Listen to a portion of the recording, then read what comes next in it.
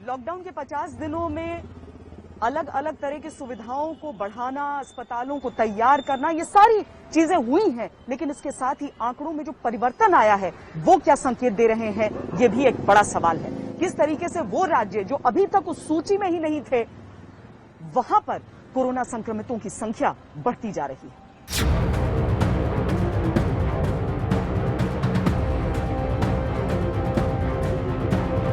Lockdown के बावजूद देश में संक्रमितों का आंकड़ा बढ़ा है। शायद रियायतों को लोगों ने संपूर्ण छूट मान लिया। सच है कि लॉकडाउन हमेशा के लिए जारी नहीं रह सकता। हमें खुद इस बीमारी से रखवाली करनी होगी। कि कंफर्म केसेस की संख्या में 3,390 केसेस का इंक्रीज नोट किया है, पर साथ ही 1,273 पेशेंट्स क्योर भी हुए हैं।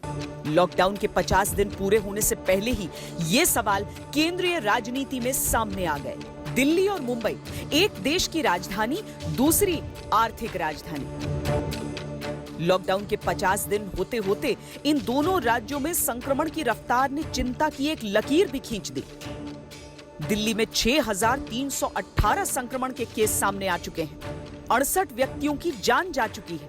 अगर सिर्फ दिल्ली और मुंबई के ही आंकड़े जोड़ दें तो ये पूरे देश के कुल संक्रमण का 30.94% यानी लगभग 31% बैठता है। पूरे देश में इस समय 59,662 लोग कोरोना से संक्रमित हैं, जिसमें मुंबई समेत अकेले महाराष्ट्र में 19,063 मामले हैं। गुजरात में संक्रमण इतनी तेजी से बढ़ा कि देश की उम्मीदों के हाथ पांव फूलने लगे। उसी तरह अब पश्चिम बंगाल देश की नई चिंता है। पश्चिम बंगाल में मौत की दर देश में इस समय बहुत अधिक है।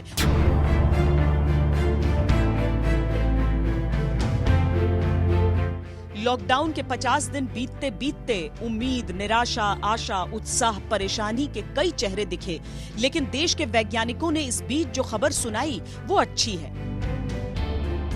देश में इस समय 30 से अधिक वैक्सीन रिसर्च के अलग अलग चरणों में पहुंच चुके हैं। कुछ रिसर्चर्स ट्रायल के लिए तैयार हैं तो कुछ अगले महीने तक इसके लिए तैयार हो जाएंगे।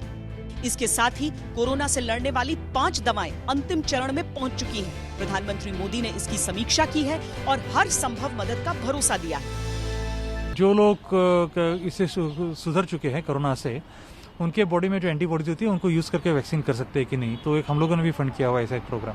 भारत ने विषम से विषम परिस्थितियों में जो अपनी स्वास्थ्य के क्षेत्र में काबिलियत है उसको सिद्ध करके दिखाया है कि अभी भी पूरा विश्वास है कि कोरोना के खिलाफ जंग में हमारी विजय होगी। अमेरिका, इटली, इजराइल समेत भारत उस मुकाम पर पहुंच चुका है जहां से वो दुनिया के लिए कोरोना से युद्ध में जीत की गारंटी बनने की स्थिति में दिख रहा है। रुक रहे हैं एक ब्रेक के लिए। ब्रेक के बाद जब लौटेंगे तो आपको दिखाएंगे कि कोरोना के समय में भी किस तरीके से सीमा पार से लगातार गोलाबारी जारी है, आतंकी वारदातें जारी हैं और जारी है सुरक्षा बलों का दिया जा रहा मुंहतोड़ जवाब।